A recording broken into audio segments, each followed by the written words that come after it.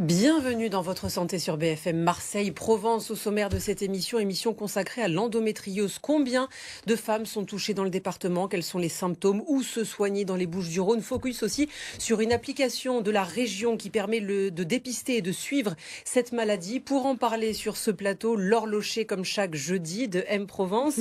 Merci d'être là. Et le docteur Jean-Philippe Estrade, chirurgien gynécologue spécialiste. Bonjour, de l'endométriose à Marseille. Votre Santé, c'est parti et on commence avec le chiffre de la semaine. Et c'est toi qui nous as sélectionné ce chiffre dans la région, Laure. Et oui, le chiffre de la semaine, c'est une femme sur 10, car une femme sur 10 souffre d'endométriose dans la région sud. Mais la question qui se pose, c'est est-ce que les 9 autres sont au courant? Parce qu'au final, c'est une maladie qui est très mal diagnostiquée, voire simplement ignorée.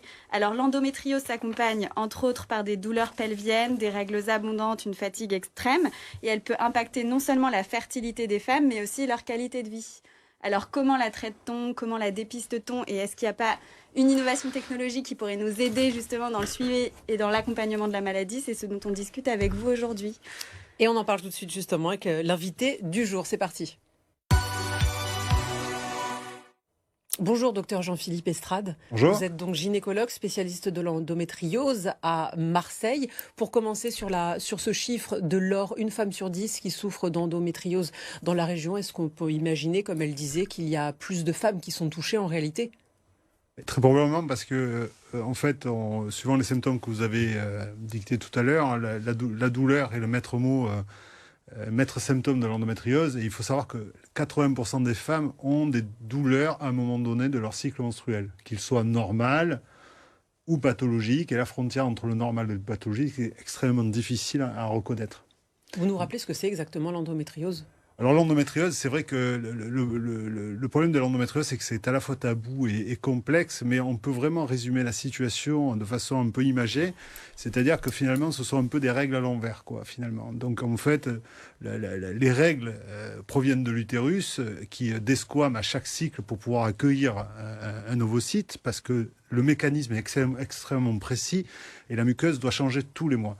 Et en fait, ce qui se passe dans l'endométriose, c'est que cette cellule d'endomètre qui est évacuée normalement, en fait, chez certaines femmes, pour beaucoup de raisons qu'on pourra peut-être aborder tout à l'heure, devient plus agressive et partent un petit peu en arrière. Et c'est la raison pour laquelle elles vont envahir l'utérus, c'est possible, mais également passer par les trompes et rentrer dans ce que l'on appelle la cavité pelvienne et péritonéale.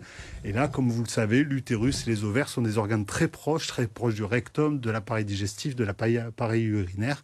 Et en fait, ces lésions, petit à petit, vont s'installer et leur agressivité vont faire qu'elles vont provoquer des douleurs, des saignements et des symptômes qui vont au-delà de la simple douleur pendant les règles. Est-ce qu'il y a des facteurs de risque pour développer la maladie? Par exemple, est-ce que c'est héréditaire? Alors, étant donné qu'on a des chiffres de 1 sur 10, il est forcé d'avoir peut-être une ou plusieurs femmes dans la même famille sans qu'on ait vraiment de critères génétiques. Aujourd'hui, la génétique commune, c'est à peu près 10%. Nous n'avons pas de tests génétiques à disposition aujourd'hui. Et vous le savez, la problématique des tests génétiques prédictifs des maladies, c'est extrêmement compliqué. Et voilà, donc aujourd'hui, non, on ne peut pas dire que c'est génétique. Par contre, ce que l'on sait, c'est que c'est mieux diagnostiqué aujourd'hui, d'abord parce que c'est un peu plus connu et que la douleur de la femme est beaucoup mieux prise en compte parce que l'expression et surtout la formation du corps médical doit nettement s'améliorer. Elle s'améliore petit à petit pour une meilleure écoute. Et c'est pour ça qu'on en voit un petit peu plus. Et par contre, la seule chose, c'est que ce qui a changé pendant les 10 dernières années, c'est l'alimentation et les toxiques et la pollution qui probablement ont un rôle. D'accord. Et comment on explique que ce soit si mal diagnostiqué? Est-ce que les jeunes filles ne sont pas assez sensibilisées au sujet en général? Elles n'écoutent pas leur corps, elles ne comprennent pas que c'est pathologique plutôt que normal? Globalement, c'est culturel et scientifique. Culturel parce que les jeunes femmes ne connaissent pas leur corps, malheureusement, à l'intérieur. Pour un garçon, c'est plus simple. Ensuite, il y a ces discussions verticales qui sont de moins en moins données dans les familles pour expliquer ce que sont les règles. Donc ces douleurs qui peuvent apparaître très précocement, en fait, peuvent vraiment perturber la jeune fille dans sa vie tout de suite. Et ensuite, raison pour laquelle La jeune fille peut dire qu'elle l'a mal. Si elle n'est pas écoutée dès la première fois, après, elle va plutôt garder ce symptôme, puisque ce symptôme provient de l'appareil le plus intime de son organisme. Et si le médecin, le professionnel de santé n'est pas capable de relancer la patiente, de la rassurer pour avoir un moment d'écoute plus long et plus abordable et plus éducatif, et c'est une des raisons pour laquelle les symptômes globaux de la gynécologie, et encore plus de l'endométriose, ont plutôt tendance à être très tardifs. Alors justement, aux jeunes filles, aux femmes du département qui nous regardent, vers qui on se tourne lorsqu'on a des douleurs de règles ou qu'on a des doutes sur une possible endométriose? Globalement, aujourd'hui, c'est la grande question. Il y a une mesure, le gouvernement, depuis 4 ans, essaie de lancer des plans d'endométriose. Aujourd'hui, il y a un plan d'endométriose qui va être donc publié sur la région via une association qui s'appelle EndoSud, qui recueille tous les gynécologues, sages-femmes, médecins généralistes intéressés par la situation pour justement donner des points d'appui pour que les jeunes femmes puissent se faire dépister et ensuite prise en charge en fonction de la complexité. C'est ce que nous sommes en train de faire, notamment avec le professeur Agostini, qui est le président de cette association, et l'Agence régionale de santé Sud. Et il y a une application locale qui a été mise en place pour le suivi et le dépistage, Laure. Alors justement, vous êtes cofondateur de l'application qui s'appelle Luna, qui sert à dépister et à suivre, à monitorer un peu son endométriose, ses symptômes, le suivi de ses règles, ses menstruations, l'ovulation. Est-ce que vous pouvez nous en dire un peu plus sur comment vous avez eu l'idée de cette application ? J'ai eu l'idée de cette application parce que, comme vous m'avez présenté, c'est la réalité, je suis chirurgien avant tout de l'endométriose et je vois souvent des patientes qui ont eu 10 ans ou 15 ans d'histoire.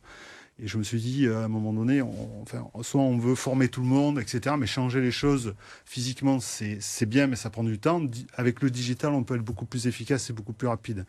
Donc je me suis associé dans cette entreprise scientifique avec le professeur Charles Chaperon, qui est un des plus grands spécialistes scientifiques au monde sur l'endométriose et qui travaille à l'hôpital Cochin à Paris, qui a créé un score à peu près à partir de 2500 patientes. Et à partir de ce score, on a créé, donc mon job a été de le digitaliser, de le mettre en place.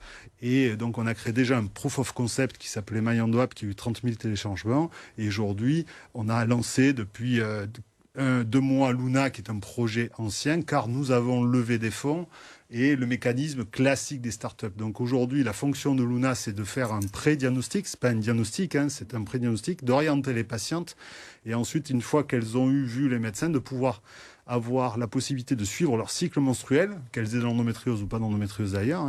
Il y a beaucoup d'applications sur le suivi menstruel, c'est ce que nous faisons. Comment ça marche ? C'est un question-réponse ou... C'est une question-réponse, c'est une quinzaine de questions dans lesquelles on va vous donner un score et qui va changer au fur et à mesure que l'intelligence artificielle va le modifier pour être de plus en plus précis. La patiente peut rentrer entre ses médicaments parce que pour une patiente, oublier sa pilule, son traitement, etc., c'est important. Il y a ce rappel puisque il y a le Vidal à l'intérieur de l'application, la possibilité de faire ses scoring régulièrement et surtout la grande partie, c'est d'avoir une éducation thérapeutique parce que le début de l'histoire, c'est que nous manquons de formation et les femmes ne connaissent mal leur physiologie. Vous avez parlé d'une intelligence artificielle qui est utilisée à l'intérieur de l'application ? Oui. C'est-à-dire que comment ça marche exactement ? L'intelligence artificielle, vous savez, c'est un bien grand mot, notamment en médecine. L'intelligence artificielle, c'est surtout des algorithmes extrêmement complexes que l'on va nourrir au fur et à mesure des cas et des patientes et de leur évolution. Donc aujourd'hui, la première intelligence artificielle qu'on utilise, c'est du niveau 1, c'est-à-dire qu'un algorithme assez complexe qui nous permette de dire à la patiente, vous êtes dans telle ou telle situation. Et le développement que l'on fait, puisque le développement de Luna, en fonction de la levée de fonds, donc je passe un peu une annonce dans le milieu du business, nous sommes en pleine levée de fonds, donc si vous êtes intéressés, nous sommes prêts à faire des pitchs. Et le but aujourd'hui, c'est de développer un site, une plateforme web où les patientes, les médecins seront reliés, ainsi que tout le réseau autour, parce qu'aujourd'hui, on n'a pas parlé du traitement, mais le traitement, c'est quelque chose d'assez complexe. Il y a beaucoup de médecins, beaucoup de sages-femmes, des sophrologues, etc. autour de la table. Et en fait, il faut pouvoir avoir quelque chose qui les relie. Se voir en physique, ça prend beaucoup de temps, ça consomme beaucoup d'énergie. Et de suivre une patiente par son dossier, ses scorings, etc., c'est l'évolution très récente que nous avons pris et que nous allons sortir au fur et à mesure des mois et évidemment des levées de fonds successives que nous avons réalisées. Et ces douleurs dues à l'endométriose, elles peuvent notamment se soulager avec certaines choses qui peuvent être mises en place. Et oui. Notamment un objet que tu vas nous présenter. Là. L'objet santé de la semaine, oui, c'est Belliflo. C'est une bouillotte ceinture, ou plutôt une ceinture bouillotte, enfin comme on veut, qui permet de soulager les douleurs pendant les périodes de règles. Donc on l'a trouvé sur un site qui s'appelle le Lab de l'Endo, qui propose des objets spécialisés pour aider les femmes qui souffrent d'endométriose. Elle coûte 34,90 € et elle existe en différentes tailles. On peut la porter en toute discrétion sous ses vêtements. On peut l'utiliser chaude ou froide après le sport et on la chauffe au micro-ondes. Et son action stimulante du métabolisme peut aider aussi en cas de troubles digestifs. Donc elle est idéale aussi en période de galette des rois. Ça peut aider ça pour les grosses douleurs? Oui, tout peut aider aujourd'hui, tout peut aider. Il ne faut pas oublier que la douleur est avant tout un symptôme et que grâce à la douleur, l'humanité a survécu. Donc la douleur doit être combattue effectivement, mais on doit connaître son origine surtout.